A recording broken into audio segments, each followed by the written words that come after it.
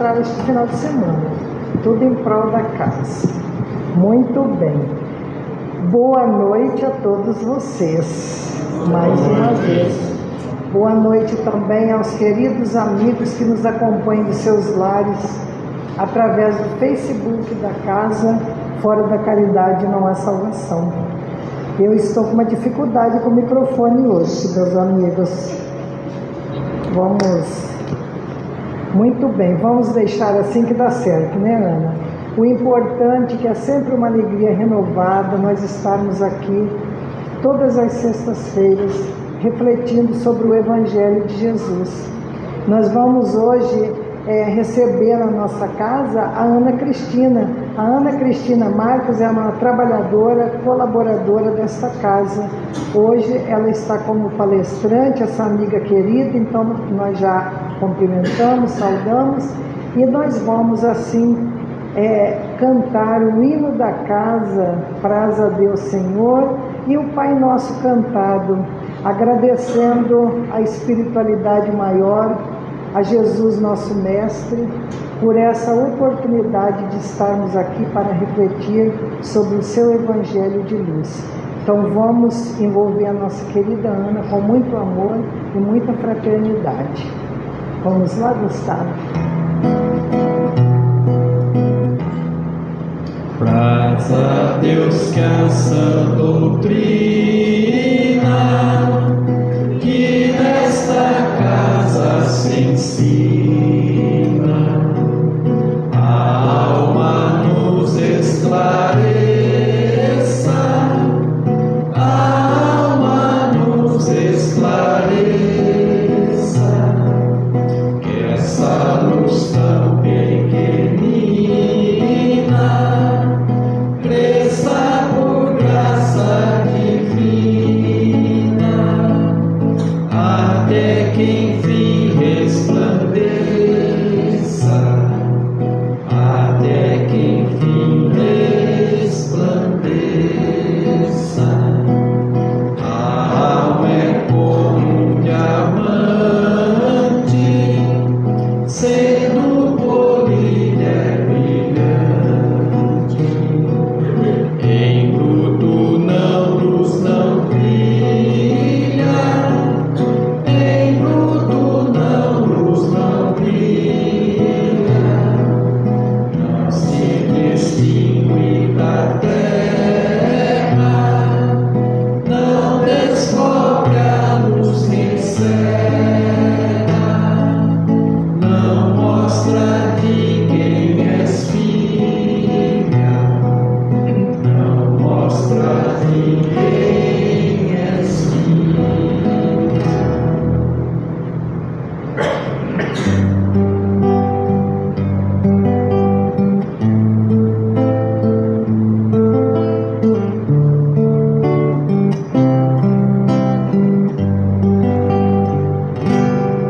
Pai nosso que estás no céu, santificado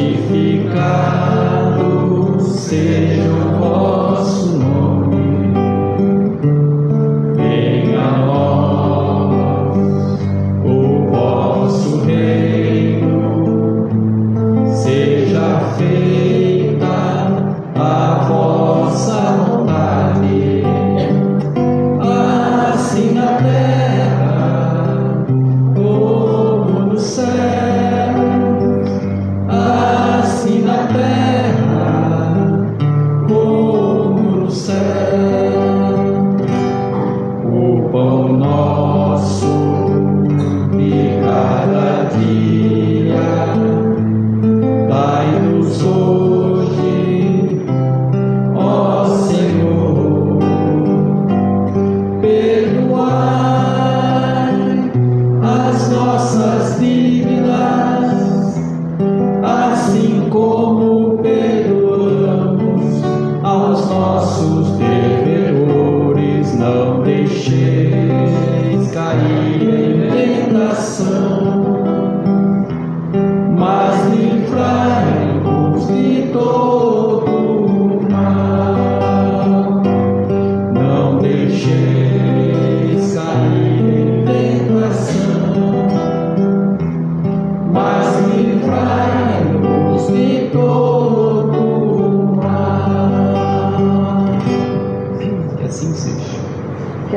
seja, e que assim, então, com esse carinho, com toda essa energia maravilhosa, né?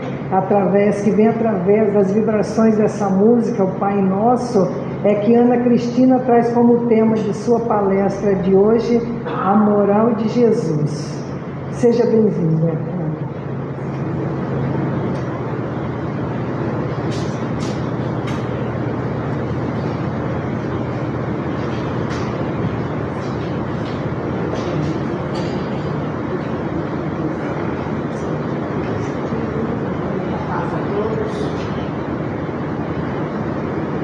Aos nossos irmãos internautas em suas casas.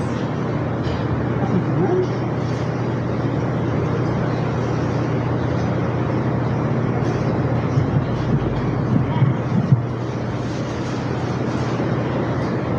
Vamos novamente dar paz a todos aqui no salão e os nossos amigos internautas em casa.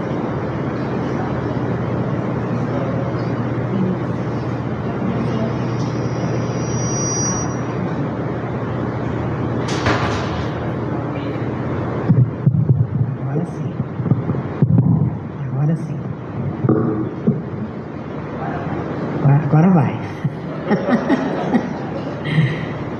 Muito bem, pessoal. A moral de Jesus.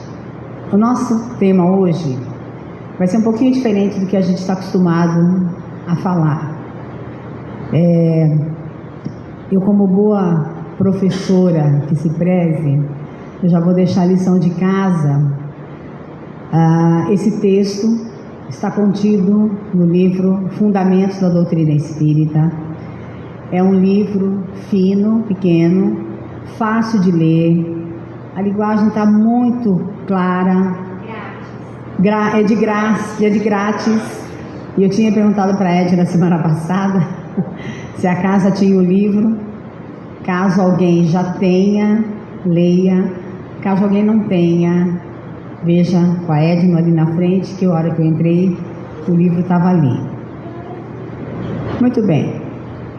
Nós vamos começar com um pensamento de Jesus, aliás, com uma fala de Jesus, que diz assim: amarás o Senhor teu Deus de todo o teu coração, de todo o teu entendimento, de toda a tua alma, e ao próximo como a si mesmo. Nós poderíamos ficar só nesse trecho e explicando o que Jesus quis dizer com isso. Mas nós vamos entender aqui na nossa fala o que ele quis dizer com isso. Para o Espiritismo, Jesus é o espírito mais puro que esteve na Terra encarnado até hoje. E por que ele veio? Se ele era puro, por que ele veio? Ele não poderia ter ficado lá no lugarzinho dele, onde está todo mundo evoluído, está tudo certo. Ele veio para trazer o evangelho dele, a boa nova, que ele veio explicar. E ele conseguiu fazer isso em 3 anos. Nesses 3 anos, ele realmente passou todo o seu evangelho. E ele é considerado pelos espíritos que perguntaram, Kardec perguntou aos espíritos, por ser mais perfeito, guia e modelo da humanidade. O que é um guia? Para nós entendermos, quando nós vamos viajar para algum lugar em que nós não conhecemos uma cidade, um estado, um país, nós temos que ter um guia, alguém que nos acompanhe em lugares por onde nós vamos visitar, para que a gente possa conhecer. A gente não conhece, como é que a gente vai andar num lugar que a gente não conhece? Então tem sempre um guia da excursão, por exemplo, que vai nos orientar. Por exemplo, olha, aqui aconteceu tal coisa, aqui nasceu fulano, enfim. Passa todas as informações daquele local como guia. E modelo? Modelo, a gente pode dar um exemplo assim. Os estilistas, eles desenham roupas, acessórios, sapatos, e aí eles promovem um desfile, o que a gente chama de desfile de moda. Então, os modelos, que são as pessoas, vestem essas roupas, esses sapatos, esses acessórios, desfilam numa passarela para que todos possam ver e, logicamente, comprar, que está ali para ser comprado, certo? Então, o guia é aquela pessoa que orienta, que pega na mão, que leva em algum lugar. E o modelo, nós podemos seguir alguns modelos que nós conhecemos, por exemplo. Não necessariamente modelo de moda, mas podemos seguir alguns modelos, algumas pessoas que fazem o bem, por exemplo. Então podemos seguir o Chico, o Divaldo, Irmã Dulce e tantos outros. Não deixam de ser modelos para a humanidade. Por isso que o Cristo é o guia e modelo. Ele pega na nossa mão, nos leva para frente, nos ensina e nos dá um modelo para nós seguirmos, que é o Evangelho de Jesus. Por isso, quando ele coloca que nós temos que amar a Deus sobre todas as coisas e ao próximo como a nós mesmos, ele está explicando aí a questão do guia e do modelo. Agora, nós não podemos deixar de negar isso, vários historiadores, pesquisadores, certo? Que Jesus foi um homem aqui na Terra. Ele foi judeu, ele foi criado na religião judaica. José e Maria levavam Jesus todo ano para Jerusalém, na festa da Páscoa, onde eles participavam no templo das orações, as peregrinações. Todo ano, seus pais levavam Jesus a Jerusalém. Até que houve um ano, ele tinha 12 anos, tá? Ele se perdeu de Maria e de José, ele se perdeu no bom sentido, né? Aí eles foram embora, de repente, cadê Jesus? Aí voltaram para buscar Jesus, ele estava conversando com o doutor da lei, podemos dizer assim, no mesmo nível do doutor da lei, com 12 anos de idade. Por quê? Porque ele era um espírito puro, conhecedor de tudo e sabia o que ele estava falando.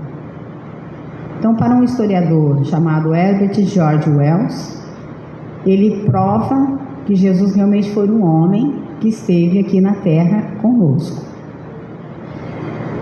Sendo Jesus criado no judaísmo, ele teve acesso a todos os textos do judaísmo, a todas as orientações que a religião falava na época. Como todo jovem da sua época, criança da sua época, educada no judaísmo, ele teve todo esse acesso. Aí alguém pode perguntar assim, mas ele não sabia de tudo, por que ele teve esse acesso? Ele sabia de tudo, mas a religião orientava aos pais que orientassem seus filhos. É a mesma coisa. As crianças vêm numa evangelização para serem orientadas. Então, os pais trazem as crianças para serem orientadas. José e Maria faziam a mesma coisa. Levavam Jesus para ser orientado. Mas ele não sabia? Sabia. Mas era da tradição da época. Acontece que tinha um detalhe importante. Ele sabia os textos, ele conversava com os doutores da lei, ele exemplificava já desde pequeno, certo? E ele foi começando a perceber que a religião não mudava os homens. Por que será que a religião não muda os homens? Se geralmente a religião vem para mudar os homens. Homens aqui, seres humanos. Porque nós, seres humanos, não queremos mudar. Então nós podemos ir em qualquer religião que nós não vamos querer mudar. E mesmo Jesus, sabendo de todo o processo pelo qual todos nós iríamos passar, ele ficou indignado com algumas coisas. Inclusive, tem uma passagem ele já adulto, já homem, ele vai ao templo e as pessoas no templo estão vendendo coisas. E ele fica bravo, dizendo: mas aqui não é lugar de vender coisa, aqui é o templo para orar para Deus. Então ele chamava a atenção que a religião estava lá, mas nós teríamos que nos mudar. Temos que mudar através da religião, do que a religião orienta. Ele então resolve, como já adulto, começar a fazer as suas pregações. Como nós falamos, em 3 anos ele fez o que nós ainda não fizemos em bastante tempo. Mas tudo bem, a gente chega lá. E ele começou a perceber que, principalmente, os saduceus, os fariseus, os doutores da lei daquela época, além de não seguirem a religião, não se mudavam moralmente. E o que é mudar moralmente?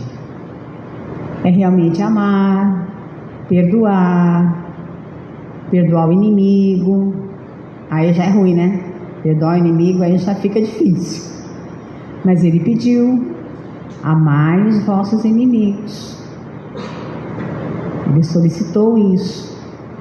Então a mudança moral é aqui dentro, que nós temos que realmente amar as pessoas da maneira como elas são. É que nós queremos as pessoas do jeito que nós queremos. Nós queremos moldar as pessoas do jeito que nós queremos. E não é assim. Nós somos espíritos eternos, estamos aqui num corpo de carne, aprendendo, e a gente não passou de ano ainda. Isso é mudar moralmente, é se transformar realmente moralmente. E Jesus via nas pessoas, principalmente nos fariseus, nos saduceus, nos doutores da lei, que eles falavam e não falavam nada, né? Só enrolavam, vamos dizer assim. Não necessariamente isso, mas eles não davam realmente o testemunho que teria que ser dado diante de uma situação. Então ele começou a pregar o seu evangelho, porque ele queria que a religião e a vida se entrelaçassem. Ou seja, nós somos de uma religião ou pertencemos a uma seita, acreditamos em qualquer religião, mas a nossa existência tem que estar relacionada com essa religião, senão não tem sentido. E era isso que ele queria propor para as pessoas da época. Agora fazemos uma pergunta, ninguém precisa responder. Aliás, vão ter várias perguntas hoje. Ninguém vai precisar responder, tá? Guarda para si, responde depois. Tá? Quem será que eram os fariseus, os saduceus, os doutores da lei daquela época? Se não, talvez nós, que estávamos lá e realmente não queríamos nos transformar. Não queríamos sair da zona de conforto, vamos dizer assim. É fácil ficar na zona de conforto. Tranquilo, sossegado. Por que eu vou mudar? Ah, tá tão bom assim. Por que eu vou mudar? Ah, vou mudar não. Ah, hoje eu não vou no centro espírita porque tá chovendo. Ah, hoje eu não vou porque tá muito calor. Ah, hoje eu não vou porque... eu sei lá, vou ficar em casa. Não, se a gente se propôs a vir na casa espírita, ou ir num templo evangélico, uma missa, sei lá, leve a sério. Era isso que Jesus propunha. Leve a sério o que você está fazendo. E nessas questão de entrelaçar, né, a questão da vida, é justamente não ter fórmulas específicas para isso. E essa moral do Cristo, A moral de Jesus. Ele realmente exemplificou a moral que ele trouxe. Ele atendia todo mundo. Ele poderia o dia inteiro ter atendido pessoas. Ele trabalhava com os pescadores. Então ele com certeza também se cansava. Aí alguém chegava à noite para conversar com ele, ele sentava e conversava. Aí está a moral. Dar uma atenção, vamos dizer assim. É que na verdade, e assim, todos nós, e nós nos incluímos também, hoje eu não posso conversar porque tem o último capítulo da novela e eu preciso saber quem matou Odete Roitman. Eu garanto a vocês que não fui eu, porque eu tenho um álibi. Eu estou aqui. Se eu estou aqui, como é que eu posso estar lá? Não consigo estar em 2 lugares ao mesmo tempo. Brincadeiras à parte, mas realmente nós temos que procurar nos melhorar e nos transformar. Porque é isso que é a moral de Jesus, a transformação. Mas não é fácil cruzar o braço, ficar numa zona de conforto, tranquilo, sossegado, né? Sem problemas. Mas nós estamos aqui para resolver problemas que nós mesmos trouxemos. Eu costumo brincar que nós temos um contrato, está do lado de lá. Esse contrato ficou lá. Aí quando nós chegamos lá, né, e vamos ler o contrato, a gente fala assim, nossa, não fiz nada do que eu prometi. E agora, o que eu faço? Aí a gente quer reencarnar rápido para poder resolver os problemas. Mas nós já trazemos problemas. Só que chega aqui a gente cria mais.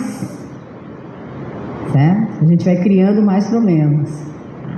E aí não adianta reclamar, né? Se tem uma dor no joelho, se tem uma dor no quadril, se tropeçou, se caiu. Né? Não adianta reclamar, tem que seguir em frente.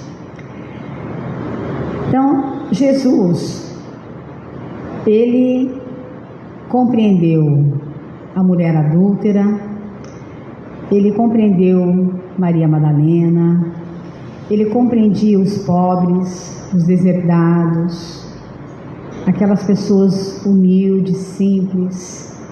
Não que ele não compreendia os outros, mas esses precisavam de mais ajuda. Né? E esses, vamos dizer, no sentido figurado, né? Pobres, deserdados, que precisam de ajuda, somos nós. Nós precisamos de ajuda. Por que a gente vem na casa espírita? Porque a gente precisa de ajuda. Uma vez conversando com um pessoal lá no Urubatão, e saiu a seguinte frase: o centro espírita não precisa da gente, nós precisamos dele. E nós precisamos mesmo. Certo? Mas aí se eu resolvo não me transformar, se eu resolvo não melhorar, se eu resolvo fazer nada, aí fica difícil também para os espíritos, porque eles precisam que nós demos o primeiro passo para que eles possam também nos ajudar. Agora, se a gente resolve ficar parada, eles respeitam o nosso livre-arbítrio. Mas nós temos que correr atrás, vamos dizer assim.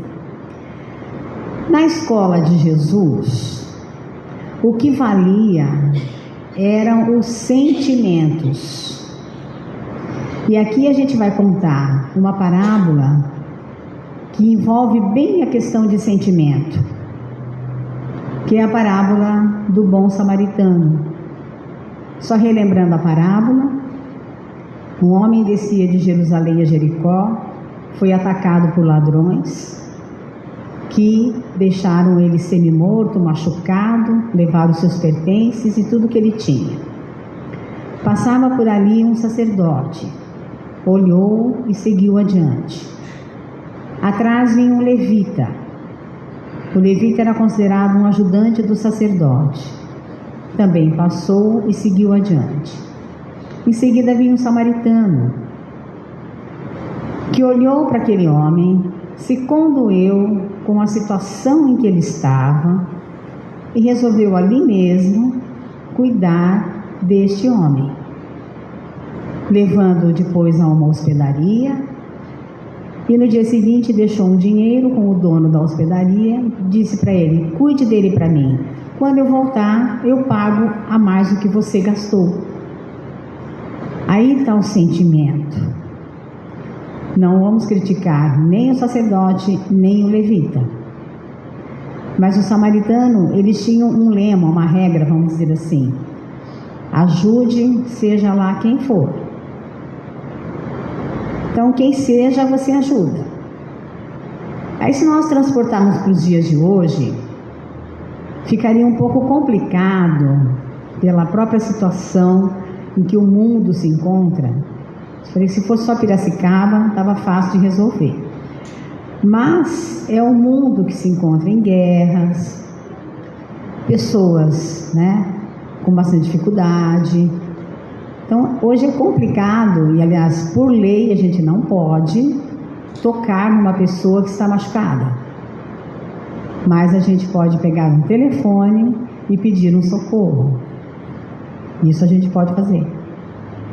Que é a questão do sentimento. Então, esse samaritano, ele teve esse amor em movimento. E o que é amor em movimento? Nada mais, nada menos do que caridade. Além do amor que ele teve por esse homem que estava machucado, ele nem sabia quem era, mas ele resolveu cuidar. Ele colocou o amor em ação, o amor em movimento, que é a caridade. Claro que a gente não vai também numa passagem de Jesus, que diz que Jesus diz que quando nós formos dar um banquete, a gente convida os pobres, estropiados. Não é assim também, gente, tá? Mas o que a gente pode fazer? Ajudar essas pessoas. Não vou colocar dentro da minha casa uma pessoa que eu não conheço. Se eu conheço é diferente, mas se eu não conheço, é arriscado, vamos dizer, hoje, pela situação que se encontra. Tá?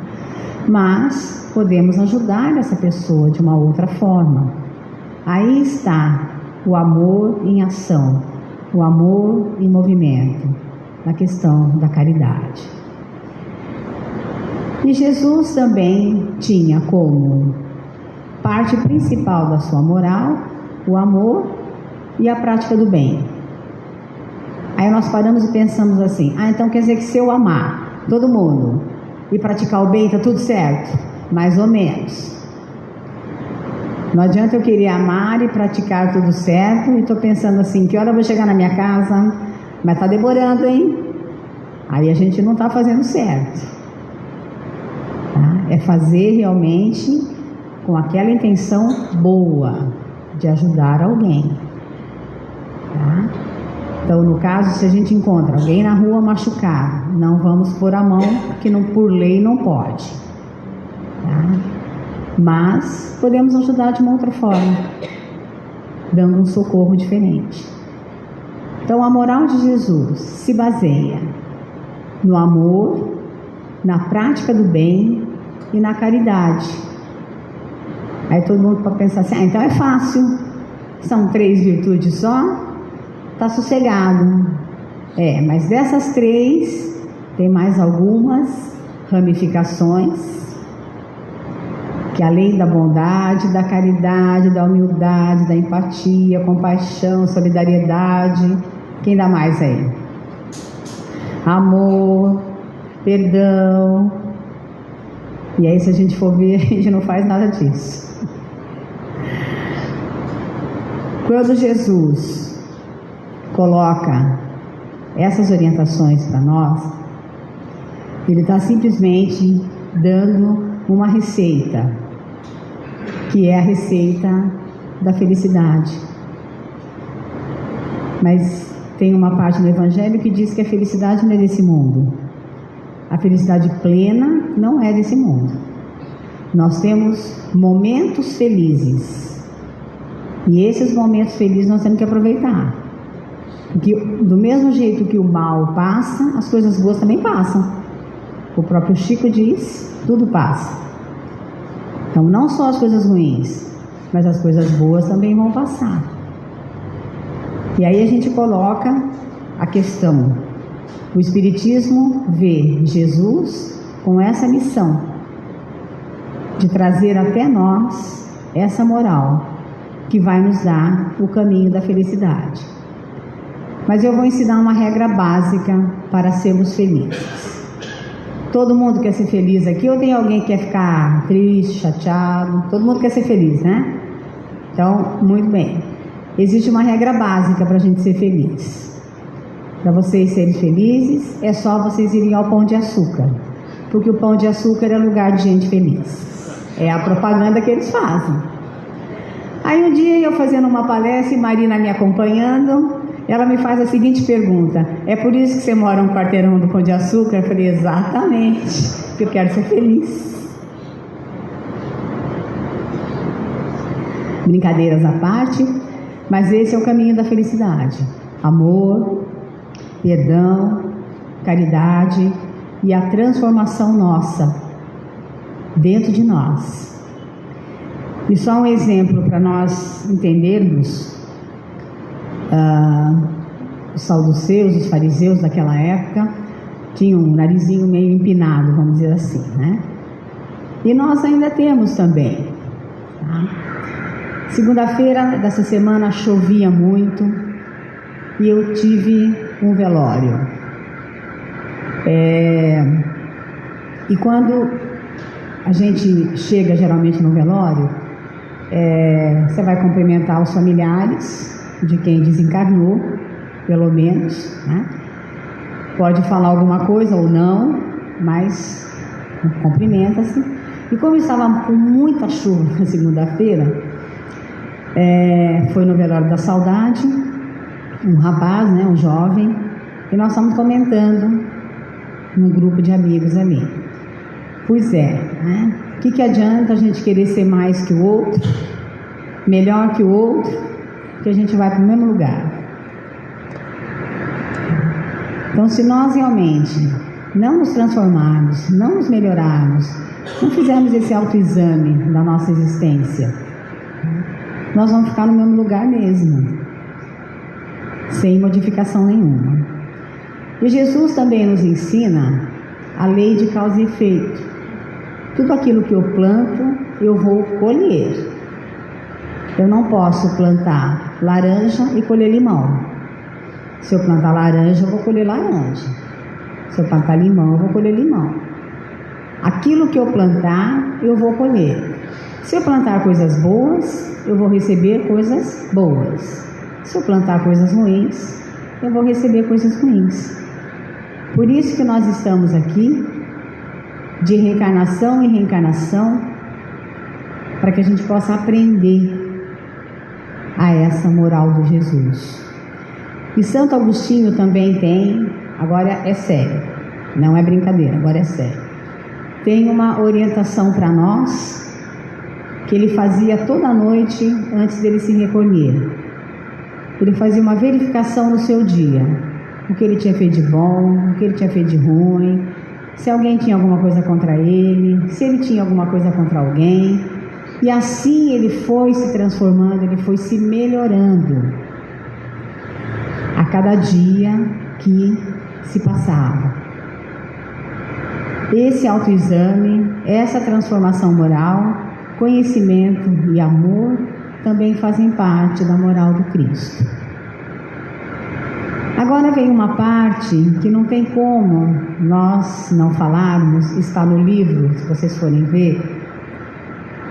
São algumas perguntas, ninguém precisa responder. Eu já li as perguntas, já respondi e vi que não passei de ano. Vou precisar repetir o ano. Tem algumas perguntas para nós realmente entendermos se nós estamos praticando a moral do Cristo ou se ainda nós precisamos melhorar muito. Tá? Então, como é que nós estamos tratando as pessoas aqui? Familiares, amigos, chefes, pessoas em geral. Não precisam responder. Como estamos nos ajudando e ajudando o outro. Na época da pandemia, só para nós lembrarmos, começou muito aquela questão, vamos ajudar o outro. O que o outro precisa, vamos ajudar o outro. Teve muitas ações na época que foram fantásticas. Não sei se continuaram as ações, mas foram fantásticas. Então, como é que nós estamos nos ajudando e ajudando o outro? Como estamos acolhendo as pessoas, sejam elas quem forem? No nosso caso, por exemplo, eu moro em casa. Quem mora em apartamento já é mais complicado, quer dizer, mais difícil acontecer. Mas se alguém bate na porta da nossa casa pedindo lá um prato de comida, um copo d'água, como é que eu atendo essa pessoa? Bem ou simplesmente assim, tá, como geralmente a gente faz? Então, como é que nós estamos atendendo essas pessoas? Como é que nós estamos, quando alguém nos ofende, como é que nós reagimos? Porque a ofensa, a pessoa ofende, então eu ofendo alguém, se eu posso pedir desculpa ou não, a pessoa pode me desculpar ou não, mas como é que eu reajo quando alguém me ofende? Ou como é que eu reajo quando eu ofendo alguém? Como é que nós poderemos encarar uma doença em nós, nos nossos familiares, nos nossos amigos, ou naquele que a gente nem conhece? Põe o nome do fulano aí no centro espírita. Mas eu não conheço o fulano. Mas o fulano é filho de Deus. Como é que nós estamos agindo dessas questões? E aí nós podemos partir para o nosso encerramento colocando o seguinte: a caridade é a manifestação do amor. E quando nós praticamos a caridade, nós estamos ajudando alguém. E muitas das vezes ajudando a nós mesmos. Nós fazemos a caridade, fazemos o bem, estamos fazendo para nós também. Então a caridade é o amor em ação, né? Que realiza, ajudando alguém que precisa, compreendendo os problemas, os desafios que a pessoa está passando por aquele momento. Outro assunto que saiu no velório segunda-feira foi exatamente isso, né? Era um pessoal mais velho sepultando alguém mais novo. E a gente fala assim, mas não está errado? Geralmente não é o mais novo que tem que sepultar o mais velho, pela ordem natural das coisas? Não mais. Então são reflexões que a gente vai fazendo e a gente vai procurando se melhorar. Então Jesus, ele exemplificou tudo isso: caridade, o amor, a bondade. Ele nos trouxe o exemplo e exemplificou tudo isso. Razão pela qual Allan Kardec, e aqui nós vamos parar um pouquinho e lembrar que agora no dia 3 de outubro foi aniversário de nascimento de Kardec. Ele nasceu em 3 de outubro de 1804 em Lyon, na França. Aos 12 anos ele foi para a Suíça estudar com Pestalozzi, um dos maiores pedagogos que nós tivemos até hoje. Não que os outros não sejam bons, mas Pestalozzi foi muito bom. E Kardec vinha de uma família católica. Pestalozzi era metodista, era protestante, e ele acabou se tornando espírita, porque algumas batidas começaram a acontecer, mesas começaram a andar, e aí ele começou a perguntar, mas desde quando mesa anda? Quer dizer, se 2 ou 3 pessoas pegarem essa mesa sai do lugar, mas tem que ter uma força humana aí. Então Kardec, né, o nosso agradecimento a ele. Então, razão pela qual Allan Kardec resolveu utilizar como lema do Espiritismo. Esse lema vocês não conhecem, é novo, eu tenho certeza que ninguém ouviu esse lema que Kardec colocou: fora da caridade não há salvação. Vocês conhecem uma casa com esse nome? Vagamente. Vagamente. Fora da caridade não há salvação. E essa salvação é o quê? É justamente seguir os passos do Cristo, seguir a moral de Jesus. Em resumo, a moral do Cristo é o amor, a prática do bem, a caridade, e através de tudo isso nós nos transformamos moralmente, para que amanhã a gente consiga ser melhor que hoje. Nós estamos aqui para isso. Ontem nós não fomos tão bonzinhos, hoje nós já estamos melhores, mas amanhã teremos que estar melhor ainda. Meus queridos amigos, aqui no Salão Fora da Caridade a Nossa Salvação, nossos amigos em casa, muita gratidão, muita paz a todos, um beijo no coração de cada um, e que nós possamos continuarmos firmes, seguindo o Cristo e a sua moral. Que assim seja. Muito obrigada.